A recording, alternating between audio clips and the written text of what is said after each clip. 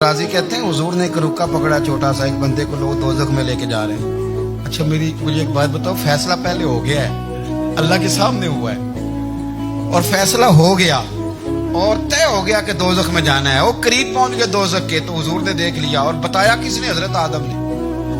हजरत आदम कहने लगे हुजूर वो आपके गुलाम को दोजख में ले जा रहे। नबी पाक आगे गए, क्या पढ़ते हैं हमारे भाई? हुजूर ने मुझे उनसे छुड़ा के छोड़ दिया। नबी पाक सल्लल्लाहु अलैहि वसल्लम आगे के, मैं इधर आओ, कहाँ लेके जा रहे हो? अल्लाह के सामने फैसला हुआ है, फरिश्तों ने किया है ना। फरिश्ते को किसी से बददियानती तो नहीं ना करते, फरिश्तों ने जो किया ठीक किया है ना।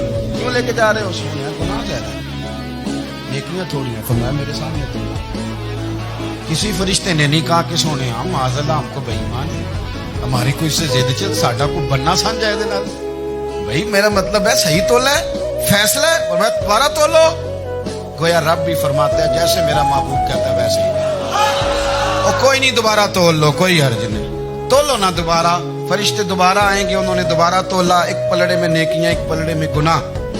अब वो गुनाह फिर ज्यादा निकले तो नबी पाक ने ना जेब से इतना सा रुक्का निकाला। रुके का भी कोई वजन होता है, वो हुजूर ने नेकियों के पलड़े में रख दिया, नेकियां बढ़ गई, फरिश्ते भी चुप कर गए। चलो भाई जन्नत में।